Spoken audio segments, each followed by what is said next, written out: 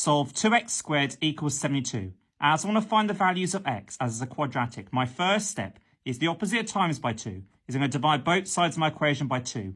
On the left-hand side, 2 over 2 will cancel, joint to leave us with x squared. And on the right-hand side, 72 divided by 2 gives us 36.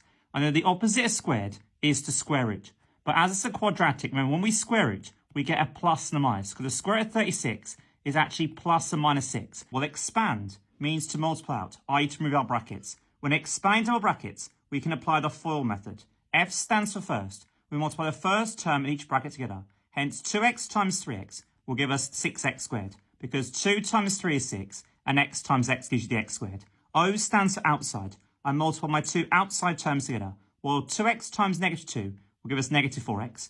I stands for inside. I multiply my two inside terms together. Well, positive 1 times 3x will give us positive 3x. And L stands for last. I multiply my last term in each bracket together. Well, positive 1 times negative 2 gives us negative 2.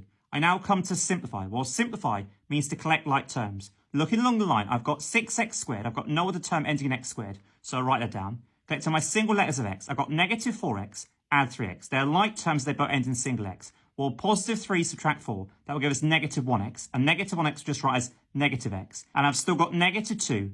Factorize is to put into brackets. It's the opposite to expanding. If you've got 3 terms, every time you see a plus or minus, it's a separate term. So you've got 3 terms are quadratic in terms of x, as you've got x squared. It will factorize into what we call double brackets. As my quadratic starts x squared, and therefore each bracket will start with a single x. My rule is I need to find 2 numbers that multiply together to give us what's called a number term. And the same 2 numbers must still add to give us a number in front of the single letter.